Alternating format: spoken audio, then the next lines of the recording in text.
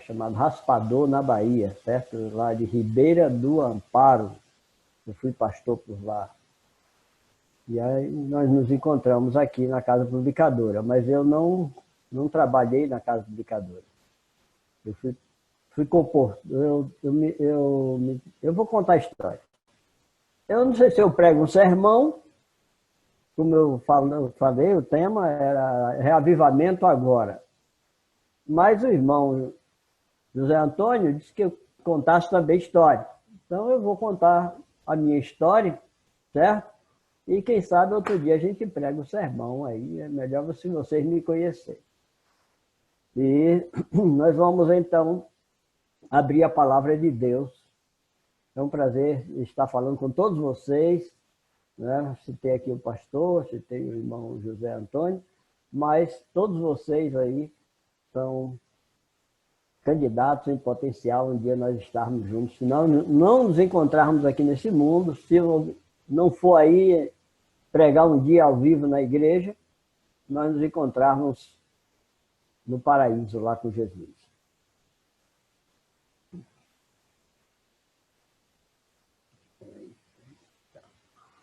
Vamos abrir a palavra de Deus em primeira epístola de Paulo a Timóteo.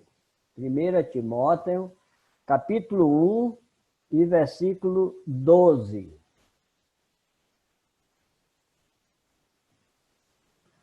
Primeira Timóteo, capítulo 1, versículo 12.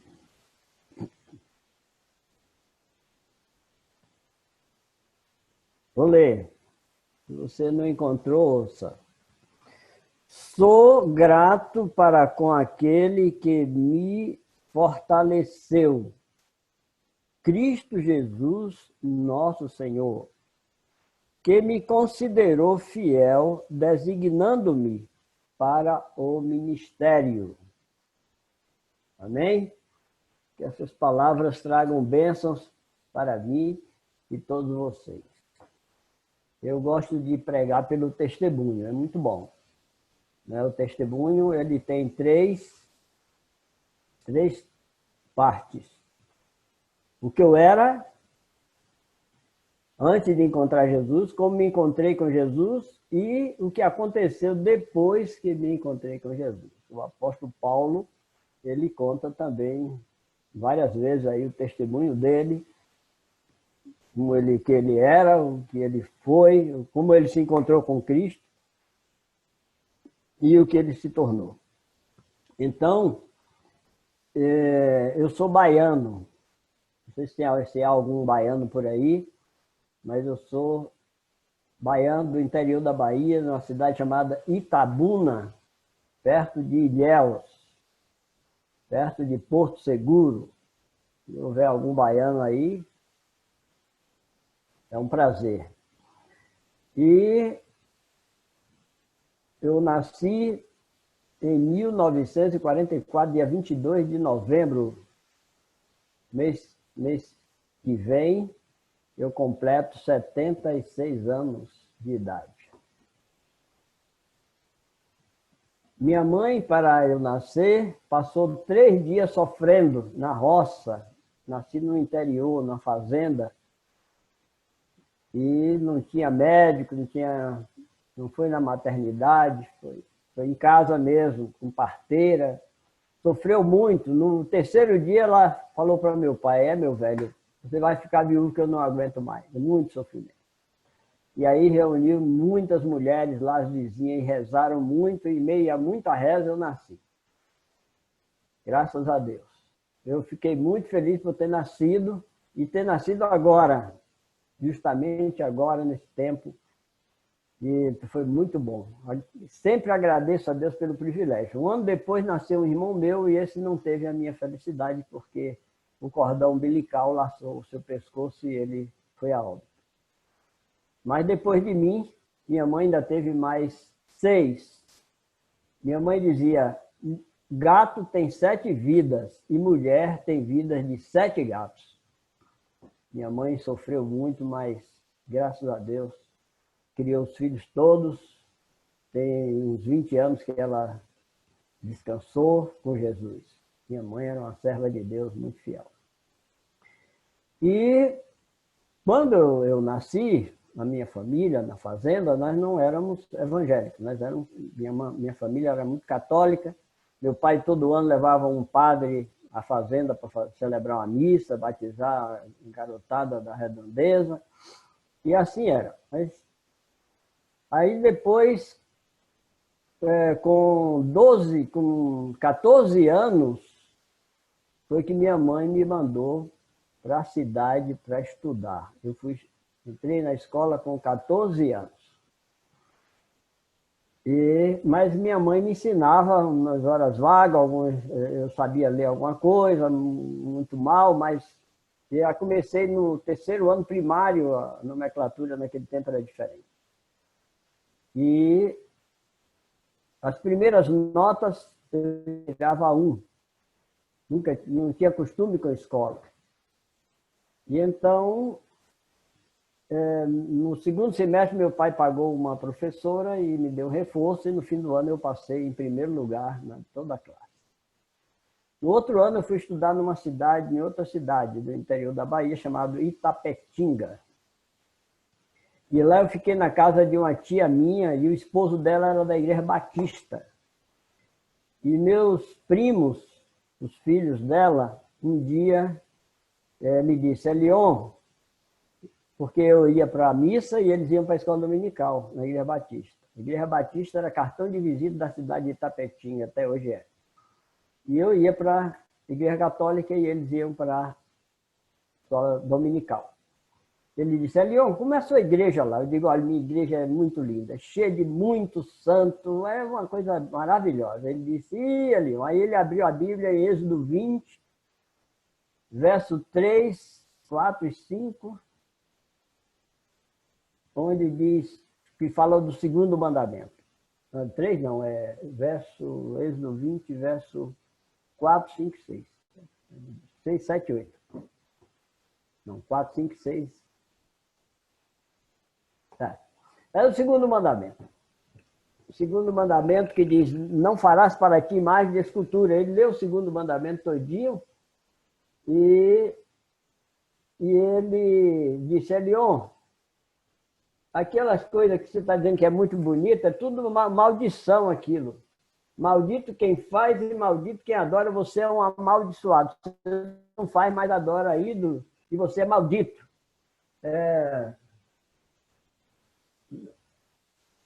Não farás para ti mais de escultura. Capítulo, verso 4 a 6. O sétimo é o terceiro mandamento.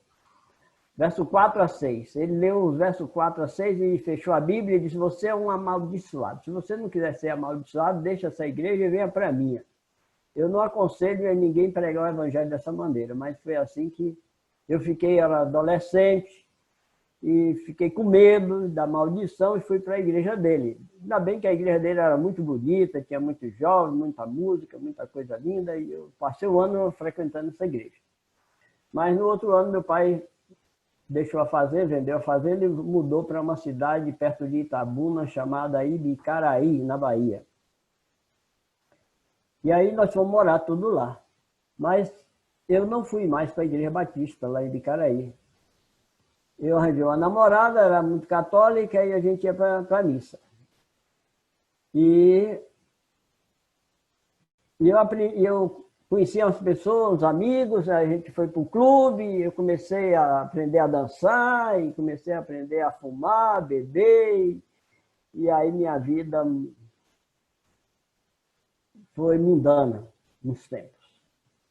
Até os 19 anos. Com 19 anos, de tanta vida mundana, beber, fumar, bar, clube, carnaval, festa, e bar, e farra, e outras coisas mundanas, eu contraí doenças da rua, e contraí muitas outras doenças, e fiquei muito mal. Meu pai tinha um posto de gasolina, eu trabalhava com ele, e ele me levou ao médico, e o médico fez um check-up e disse: Elion, você está quase morto, você está à beira da sepultura. Você vai morrer. Se você abandonar essa vida sua, você ainda vai viver um pouquinho, mas se não, você está morto. À beira da sepultura. Segundo o check-up aqui, você está mal. E aí eu fui lutar para deixar a vida que eu estava, vícios, pecado, mas não conseguia. Os amigos, o pecado tem uma força muito grande, principalmente fumar. É terrível, sim, o vício de fumar. Olha, eu não aconselho que ninguém experimente, não. É pior, um dos piores vícios que existe é fumar. E eu vi que aqui em São Paulo o povo fuma, eu falo na rua, encontro pessoas fumando, mulheres, e eu não resisto. Eles ficam bravos comigo, eu falo com eles.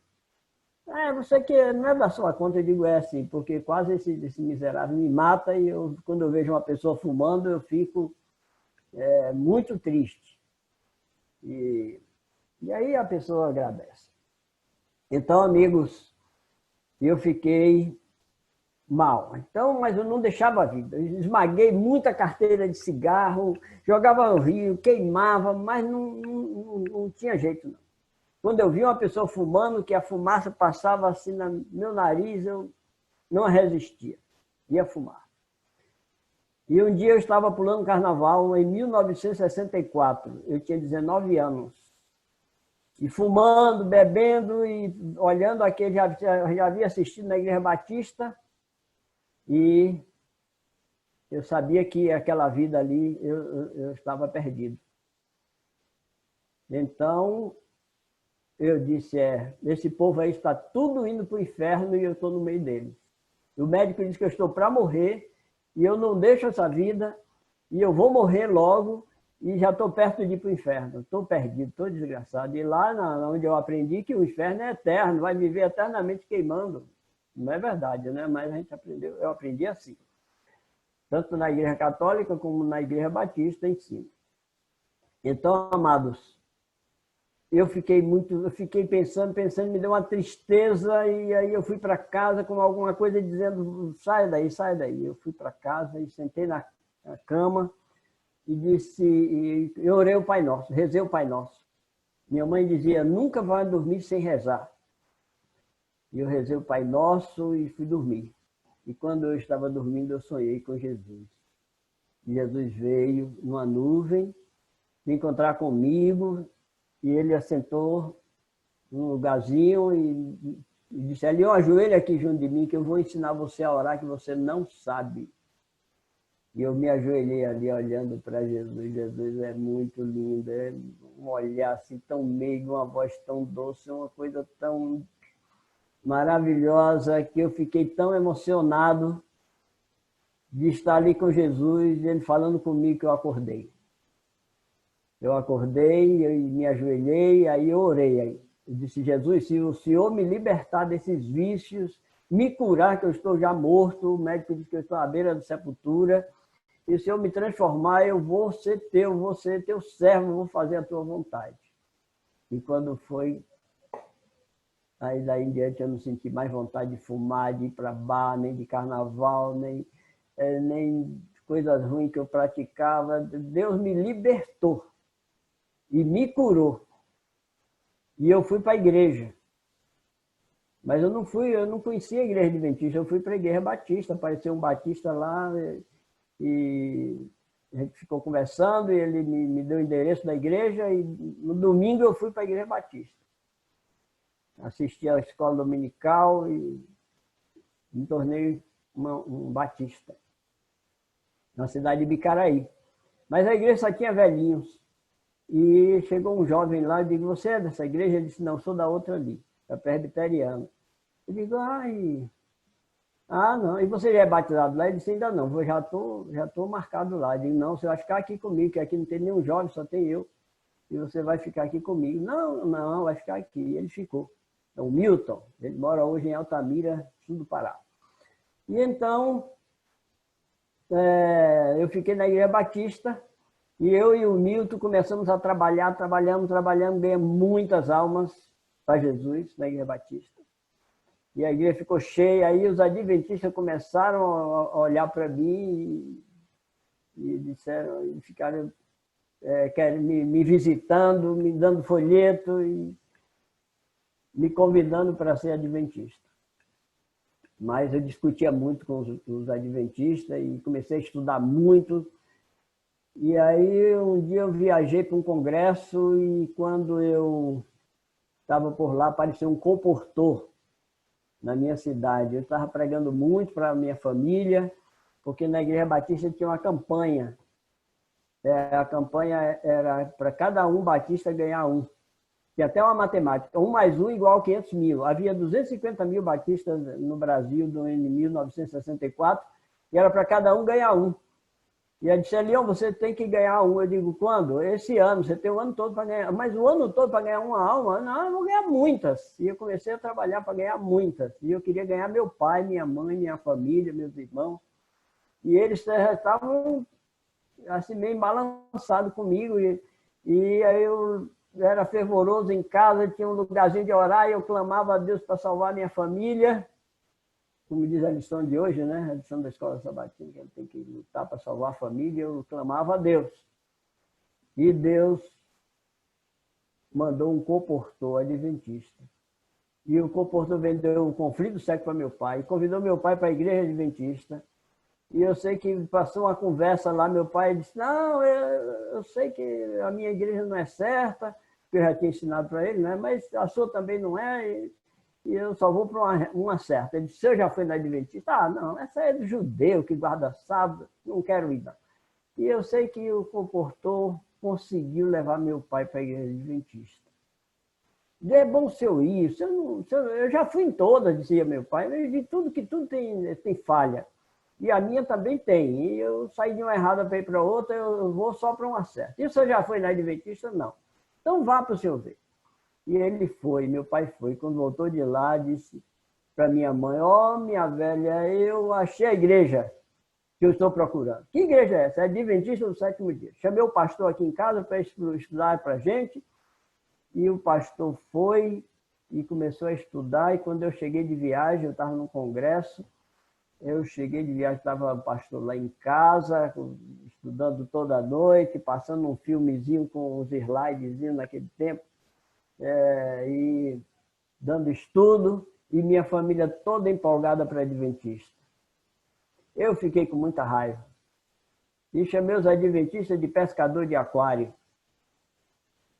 E fiquei muito triste. E aí a gente discutia muito, e eu estudei muito. E aí a igreja adventista resolveu fazer uma oração, uma semana de oração por mim. E me convidaram para eu ir. E eu fui assistir. E aí os batistas souberam que eu estava indo visitar a igreja adventista. E acontece que eles fizeram outra semana de oração também, na igreja batista, para eu não ir. Mas a oração da igreja adventista foi mais poderosa. Terminou que Deus me deu a vitória e eu me tornei adventista do sétimo dia. Quando eu era batista, eu li muitos livros de pastores poderosos e eu disse, eu vou ser um pastor. Vou estudar para ser pastor também. E quando eu me batizei na adventista, eu disse para o pastor, pastor, agora eu quero ir para o seminário estudar para ser pastor. Ele disse, meu filho, quanto tempo você vai gastar? Eu já tinha 19, 20 anos. Ele disse, eu vou gastar 7 anos. Vou fazer segundo grau e teologia mais 4, 7 anos. Ah, não dá mais tempo não, Jesus está voltando, você tem que ir logo pregar o evangelho, você já sabe pregar, você... E me convenceu para eu não ir. E eu fui para comportar. Eu comportei vários anos. Tomei um curso no Rio de Janeiro, num instituto chamado ICA, Instituto de Comportagem Adventista, lá em Niterói.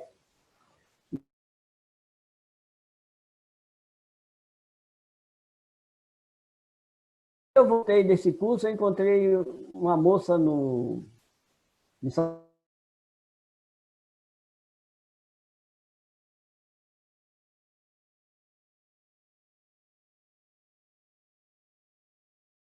estava vindo pela primeira vez. Minha falei, olha, essa aqui é a fulana aí. Ela veio comportar e E era boa de papo a menina lá, e a gente começou a conversar. Ela disse, e você estuda em que colégio? Eu digo, eu estudo na Universidade dos Golpes Duros. Onde é que é isso? Eu digo, não, eu sou comportor. Meu lema é comportar, casar e esperar Jesus voltar.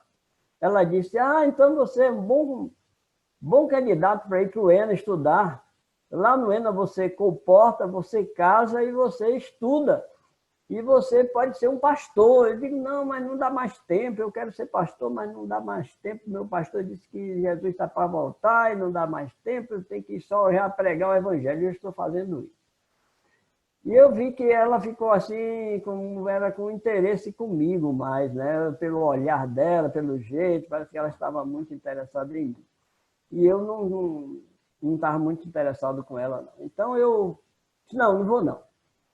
Isso foi em 5 de dezembro de 65. E em 65, não, em 68, 1968. Em 69, nós ficamos amigos. Eu fiquei amigo dessa menina. Nós nos encontramos e começamos a trocar cartinha. Naquele tempo não tinha celular, era carta. Né? E aí eu mandava uma cartinha para ela, outra para mim, e a gente ficou amigo. Quando chegou em outubro, mais ou menos, de 69, eu estava comportando na cidade de Ilhéus, na Bahia, e eu não vendia nenhum livro. Passava dias sem vender livro, eu estava desanimado, uma coisa triste.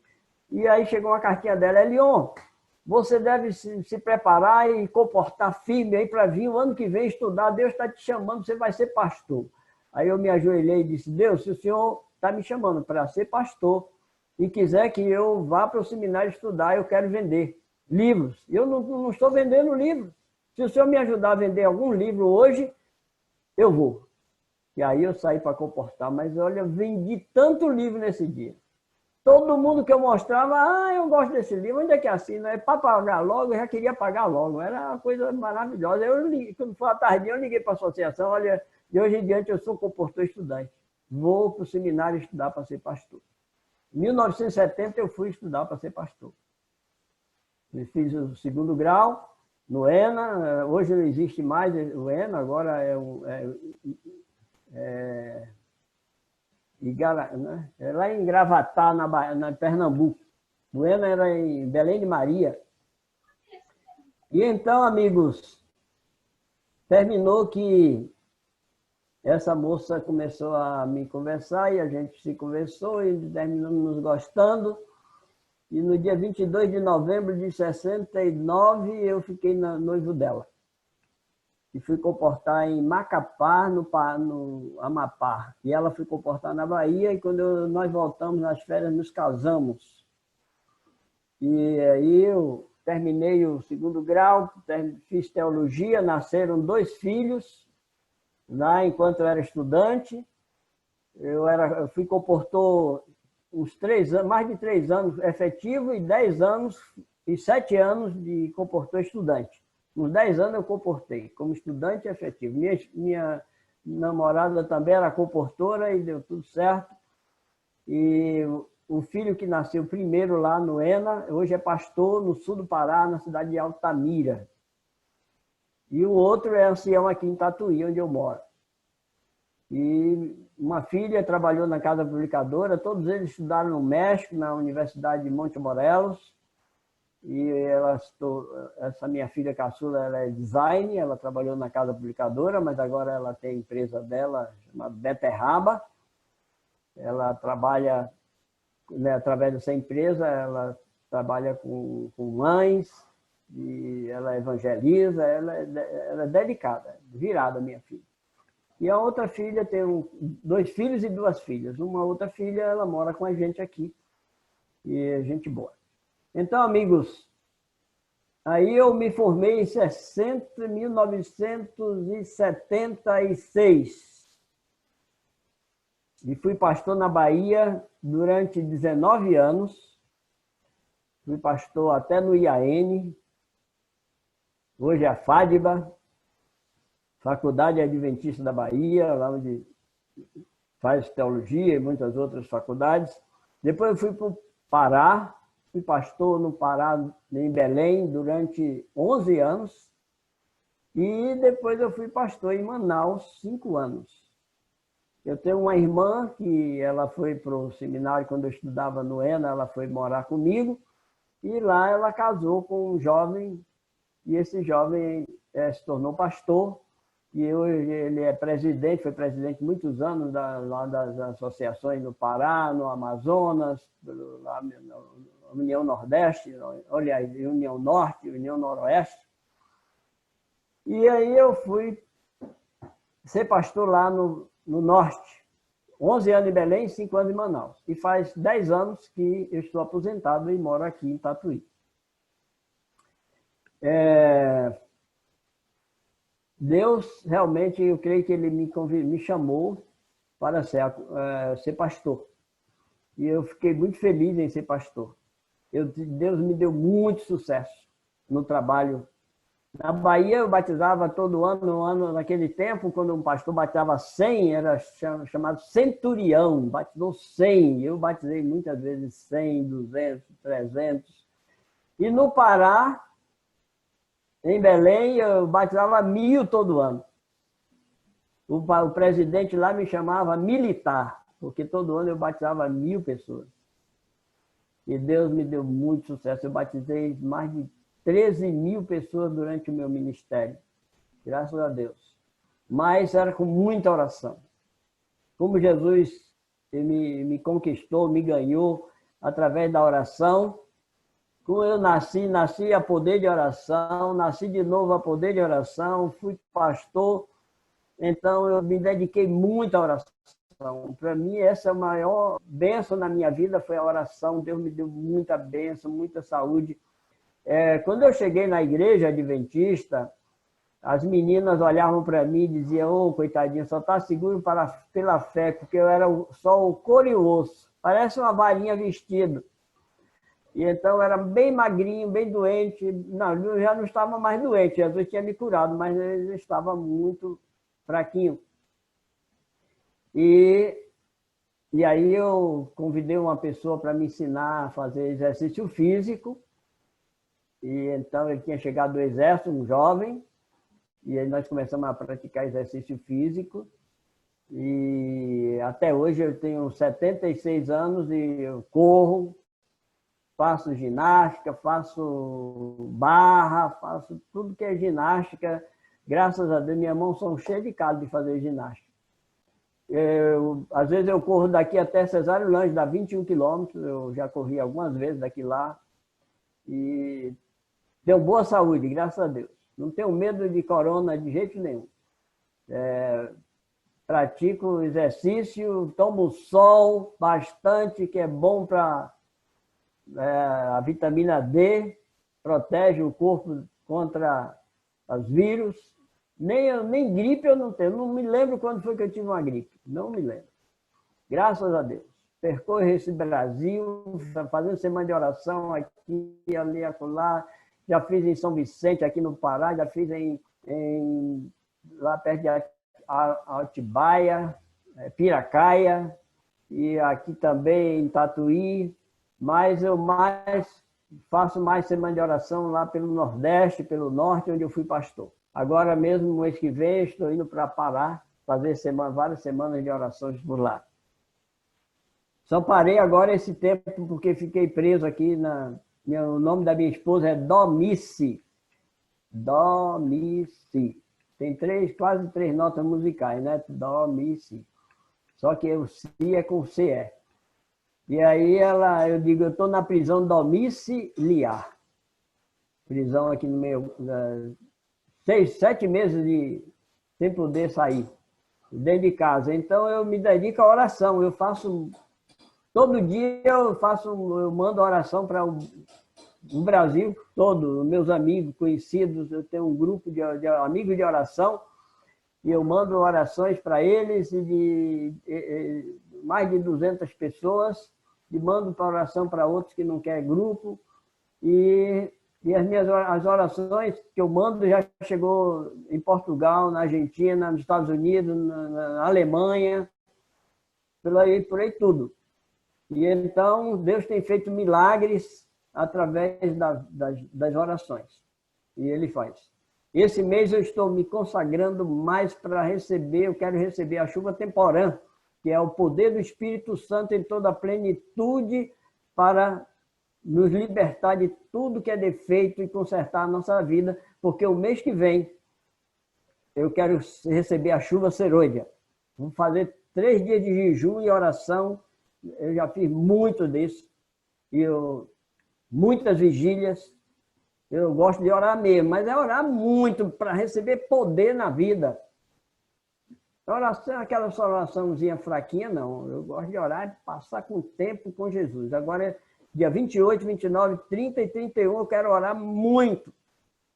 Mês que vem eu vou fazer semanas de oração pelo Brasil, quero sair cheio do poder do Espírito Santo, cheio da chuva serôdia. Esse mês é a chuva temporã. O mês que vem eu quero a chuva serôdia, que é o poder do Espírito Santo em toda a plenitude para pregar o Evangelho. Com coragem, com intrepidez, com sabedoria. Quero que o Espírito Santo venha de tal maneira para eu falar, de tal maneira que o povo possa se arrepender e se converter. Eu quero, como diz o Tiago, que uma fagulha põe incêndio numa selva toda, toda a selva.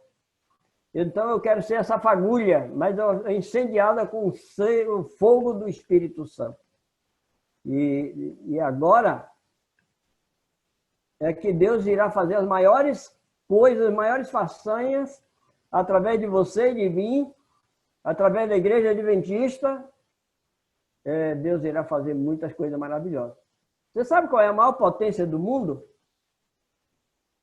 Alguém disse que são os Estados Unidos, outro disse que é a Rússia, outro disse que é a China, outro disse que é a União Europeia. Quem é a maior potência do mundo? O planeta Terra, quem é a maior potência? Não é nenhuma desses. Nem Rússia, nem China, nem Estados Unidos, nem a União Europeia. A maior potência do mundo é a Igreja Adventista do 7º dia, cheia do Espírito Santo. Aí é a maior potência, não tem que segure. Porque se Deus é por nós, quem será contra nós, né? Então Deus irá fazer coisas grandes nesses últimos dias. Ele irá derramar o seu Espírito Santo sobre os seus filhos, os humildes, os que clamam, os que se humilham, os que buscam, se arrependem. Deus irá derramar o seu poder e irá acontecer maravilhas, milagres e muitas coisas extraordinárias vão acontecer. E essa terra toda será iluminada com a glória de Deus. Então, Deus está lhe convidando para ser um porta-voz do Evangelho eterno, o Evangelho mais poderoso.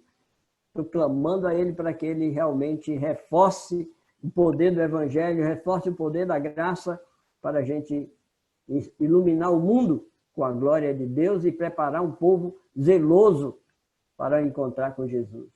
Olha, você está convidado por Deus para se unir a Jesus, ao Espírito Santo, aos anjos, para nós fazermos sermos usados, né? Nós não vamos fazer nada, Deus é quem nos usa para fazer muitas maravilhas nesses últimos dias. E então, eu estou aqui nas mãos de Deus e quero orar. Toda vez que eu prego para uma igreja, daquele dia em diante eu começo a orar por essa igreja. Então, vou sempre estar orando por vocês. E a igreja de vocês estão me ouvindo agora, vou sempre estar orando para que Deus possa ter o prazer, a alegria dele de salvar todos vocês e um dia nós possamos nos encontrar nas mansões celestes. E não somente nos salvar, mas nos usar como instrumento para salvar outros, né? Porque um salvo salva outro. Ninguém nasce no reino do céu sem parado. Todos os que nascem no reino do céu nascem para evangelizar. Né? Gostam de ganhar alma, gostam de trabalhar, gostam de salvar pessoas. A pessoa na igreja que não pensa na salvação dos outros, essa pessoa está perdida. Precisa de pedir poder de Deus para ser usado, para ser instrumento, para levar a mensagem. Né? Então, espero que Deus possa abençoar essa igreja aí, que essa igreja venha a ser uma potência nas mãos de Deus, uma igreja gloriosa, sem mácula, nem ruga, nem coisa semelhante, mas cheia do Espírito Santo, cheia de poder, de sabedoria, cheia de entusiasmo para levar a mensagem de Deus. Então, meus amados, foi um prazer muito grande falar com vocês e, se desejarem, estou aqui sempre, é só comunicar. Que Deus continue abençoando essa igreja e possamos nos encontrar um dia nas mansões celestiais, mas eu quero encontrar com vocês aqui também. Tá bom? Um abraço.